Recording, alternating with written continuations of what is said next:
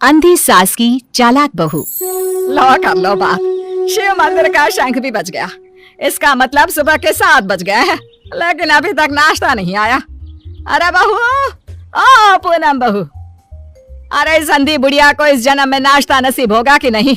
कल रात को भी फुल के जला दिए थे, कुछ मजा नहीं आया था खाने में। ये है सीतापुर में रहने वाली मंजरी, एक अंधी सास। मन की साफ है, बस थोड़ी सी जुबान से तेज है। मंदिर के शंखनाद से ही इन्हें पता चल जाता है कि वक्त क्या हो रहा है। और ये रही इनकी चालाक बहू पूनम। अच्छा हुआ जो मैंने ऑनलाइन ऑर्डर कर दिया सब कुछ, वरना ये बूढ़ी लाठी मेरी छाती पर मुक डलने लग जाती। अरे बहू, तो घर में है भैया, चल बसी। हाय राम, ऐसा न कहो सासू माँ, दिन में एक बार तो भी माँ सरस्वती जुबान पर बैठती हैं। अरे नहीं नहीं, तुझे कुछ ना होगा। खुशबू तो बड़ी अच्छी आ रही है। ऐसा कौन से पंच पकवान बनाए हैं आज तूने?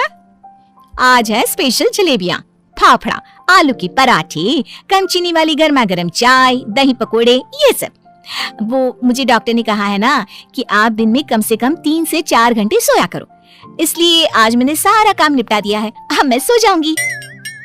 वाह क्या स्वाद है। लेकिन बहू, ये तो ब्रिजवासी की जलेबियां है ना? तू तो कह रही है कि तूने बनाया है। दरअसल वो मैंने ब्रिजवासी काका से रेसिपी पूछ ली थी। अच्छा मम्मी जी, मैं आती हूँ अभी, जरा वो दूध गैस पर तेज आंच पर रखकर आई हूँ ना। पूनम फौरन ही वहां से उठकर रसोई में भाग जाती है। मंजरी को फिर भी पूनम पर थोड़ा शक आता है। पूनम ऐसे ही रोज अपने पति के पैसों को खर्च करके बाहर से खाना मंगवाती और अपनी सास से कहती कि उसने खुद बनाए हैं। और उसकी बेचारी अंधी सास बहू के इस झूठ से बेखबर सारी चीजें मान भी लेती। एक दोपहर में पूनम पूरा मेकअप करके तैयार होकर खड़ी होती है। चलो फटाफट पतली गली पकड़ के निकल लेती हूँ, इससे पहले कि बुढ़िया मुझसे टकराए। बेचारी मेरी अंधी सासू माँ, उसे लगेगा कि मैं सो रही हूँ, जबकि मैं तो अपनी जानू से मिलने जा रही हूँ। पूनम हर दोपहर को अपनी सास को बेवकूफ बनाकर बाहर अपनी बॉयफ्रेंड लखन से मिलने जाती थी, और आज भी कुछ यही प्लान था। ए जी ओ जी लो जी सुनो जी, मैं हूँ मन मौजी, करता हूँ मैं जो वो तुम भी करो जी। 1 2 का 4 4 2 का 1, माय नेम इज लखन, सजनों का सजन मेरा नाम है लखन। लखन तुम भी ना बिल्कुल एंटीक पीस हो। यार पूनम, हम कब तक ऐसे छुप छुप कर मिलते रहेंगे? एक तो मेरे पास कोई नौकरी भी नहीं है, वरना यह दिल वाला अपनी दुल्हनिया को खुद ही ले जाता। टेंशन मत लो, जब तक तुम्हारे पास पैसे नहीं आ जाते तब तक हम दोनों के लिए मेरा ससुराल है ना, मैं सब देख लूंगी। लेकिन तुम्हारे पति को शक वक हो गया तो? अरे मेरा पति तो मेरा दीवाना है, आंख बंद करके मुझ पर भरोसा करता है। उसके पास से घी निकालने के लिए उंगली टेढ़ी करने की नौबत तक नहीं आएगी। ओए ओए ओए ओए, शुक्रिया मेरी जान, love you love you love you. I love you too. इसी तरह दिन बीतते रहते हैं। एक रात देवेश बहुत खुश अपने ऑफिस से घर लौटता है। माँ, पूनम, एक खुश खबर है, ऐसी खुश खबर कि जिसे सुनकर आप दोनों फूले नहीं समा पाओगे। अरे तो जल्दी बताना फिर। हाँ हाँ, इतना सस्पेंस मत बढ़ाओ। मुझे कंपनी में सीईओ का पोस्ट मिल गया है। अरे वाह, जुग जुग जियो मेरे लाल। अब तो एक बड़ा माखन का कनस्तर चढ़ाऊंगी भोग में अपने कान्हा जी को। वाओ, मतलब अब 2 गुना 3 गुना 4 गुना पैसा होगा और हमारी तिजोरी में साल की 12 महीने दिवाली होगी। वाह वाह वाह, कांग्रेचुलेशंस देवेश। Thank you. लेकिन इस खुश खबर के साथ साथ एक और बात भी है। मुझे कल सुबह ही मुंबई के लिए रवाना होना होगा। बिजनेस मीटिंग है, लगभग 1 हफ्ते तक वहीं रहना होगा। क्या? ये तो कितनी अच्छी बात है। मेरा मतलब है कि आप मुंबई घूम भी लेंगे। कहते हैं ना, रात में मुंबई की सड़कें और नजारा काफी सुहाना होता है। वाकई में, ले जा इसे भी अपने साथ। अब मैं तो ठहरी अंधी, डॉक्टर ने कहा है रोशनी कभी भी आ सकती है, लेकिन मुझे तो ना लगता कि इस जन्म में आएगी मेरी आंखों की रोशनी। कैसी बातें करती हूँ सासू माँ आप भी। मैं भला अपनी सास को छोड़कर कहीं जाऊंगी क्या? अगर मैं चली गई तो आपकी सेवा क्या पड़ोस की मीना करने आएगी? देवेश, तुम आराम से घूम कर आओ और मेरे लिए एक अलग से सूटकेस भर के तोहफे लाना। इसे तो बस तोहफे ही दो, चाहे वो तीज हो, त्योहार या कोई और आम मामूली सा दिन, बस तोहफे तोहफे तोहफे। बिल्कुल पागल है ये। अरे मैं तो फिर मांगू तो आपको क्या दिक्कत है? आप भी मंगवा लो ना। देख देख देवेश बेटा, कैसे कैंची की तरह तेज चल रही है इसकी जुबान। अरे आप दोनों शांत बैठ जाओ, मैं आप दोनों के लिए ढेर सारे तोहफे लाऊंगा बस। देवेश अगली सुबह मुंबई के लिए निकल जाता है। इसी बात से खुश होकर पूनम सोचती है, रास्ते का कांटा तो साफ हो गया है। अभी मैं चुपके से मेरे लखन को घर पर भी बुला सकती हूँ। इस अंधी बुढ़िया को तो कानों कान भनक भी नहीं लगेगी।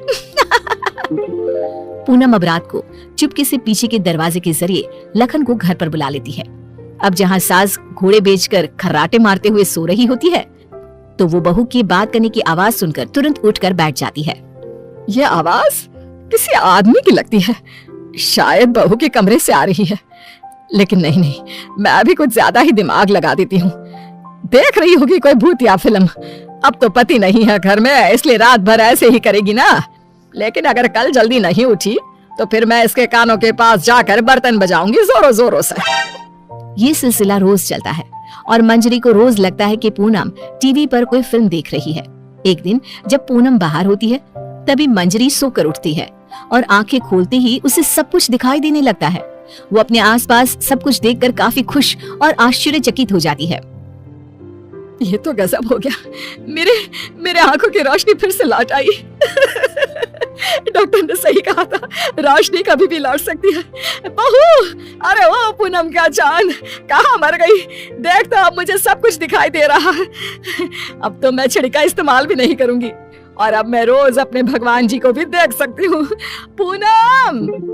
मंजरी अपनी बहू को आवाज लगाते हुए पूरा घर तलाशती है, लेकिन पूनम उसे कहीं नहीं दिखती।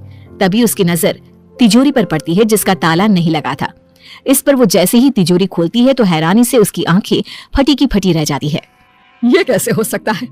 जहाँ तक मुझे पता है, देवेश ने कहा था कि वो घर खर्च के लिए 25,000 दे के जा रहा है, लेकिन यहाँ तो उसका आधा भी नहीं है। जरूर ये पूनम ने पैसे अपने शॉपिंग पर खर्च कर दिए होंगे। पैसे को पानी तरह बर्बाद करती फिरती है। आने दो उसे, फिर देखती हूँ उसे। तब तक मैं अपने भगवान के दर्शन कराती हूँ। मंजरी मंदिर जाती है, अच्छे से दर्शन करती है और खुशी खुशी वापस घर की तरफ चल देती है। जहाँ रास्ते में उसकी नजर मंदिर के पास बहती नदी के किनारे बैठी अपनी बहू पर पड़ती है, जो लखन के साथ वहाँ बैठी थी। ये यहाँ क्या कर रही है और इसके साथ कौन बैठा है? पता तो करना ही पड़ेगा। अब मंजरी चुपचाप आगे बढ़ती है और वहीं पास में एक बड़े पेड़ के पीछे छुपकर उनकी बातें सुनने लगती है। सुनो लखन, कल मेरा पति आने वाला है। आज रात को तुम आना और हम दोनों पूरी तिजोरी पर हाथ साफ कर देंगे। और भी बहुत सारा बेशकीमती सामान पड़ा है घर पर, उसे भी हम अपने साथ लेकर यहाँ से भाग जाएंगे। आइडिया अच्छा है मेरी जान, अब हमें कोई नहीं रोक सकता। हम ना यहाँ से सीधा सिंगापुर जाएंगे डार्लिंग। बाप रे बाप, इसका मतलब इस महारानी का इस मुफ्तखोर के साथ चक्कर चल रहा है। अच्छा, तो मेरे बेटे को लूट कर अपनी दुनिया बसाने का प्लान चल रहा है। अब रुक, तुझे दिखाती हूँ दाल और आटे का भाव। अब घर पे अच्छे से डोली सजाती हूँ तेरी विदाई के लिए। मंजरी वहां से चली जाती है और कुछ देर बाद जब पूनम घर लौटती है तो वो दोबारा उसके सामने अंधी होने का नाटक करने लगती है। अरे सासू माँ, व्हाट्सएप? अरे कुछ नहीं बेटा, बस वो देवेश की याद आ रही थी। अरे सासू माँ, इतना लोड क्यों ले रही हो? वैसे भी वो कल तक वापस आ ही जाने वाला है, फिर क्यों खामखा परेशान हो रही हो आप?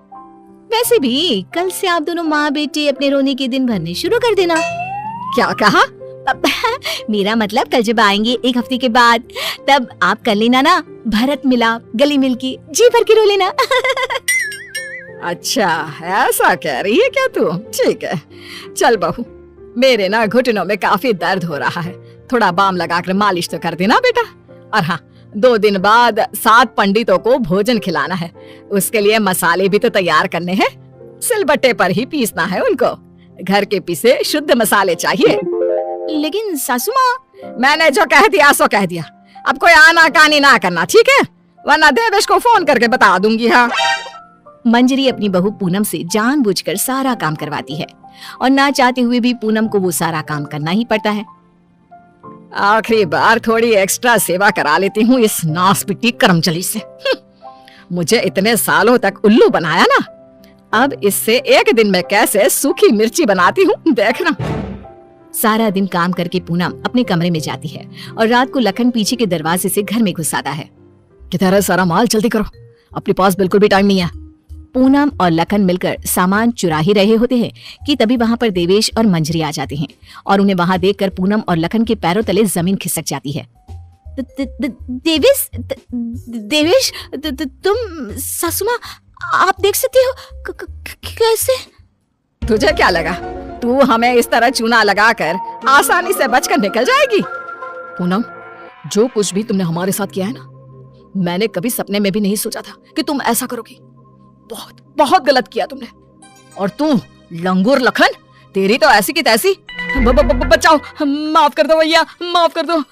लखन हाथ जोड़कर खड़ा हो जाता है, लेकिन देवेश उसे नहीं छोड़ता। वो तुरंत पुलिस को बुलाता है और पूनम और लखन को फ्रॉड और चोरी के केस में अरेस्ट करा देता है। तो आपको हमारी ये कहानी पसंद आई होगी। कृपया हमारे चैनल को सब्सक्राइब करें और सभी अपडेट्स के लिए बेल आइकन जरूर क्लिक करें और हाँ, वीडियो लाइक और शेयर करना मत भूलिएगा। Bye bye.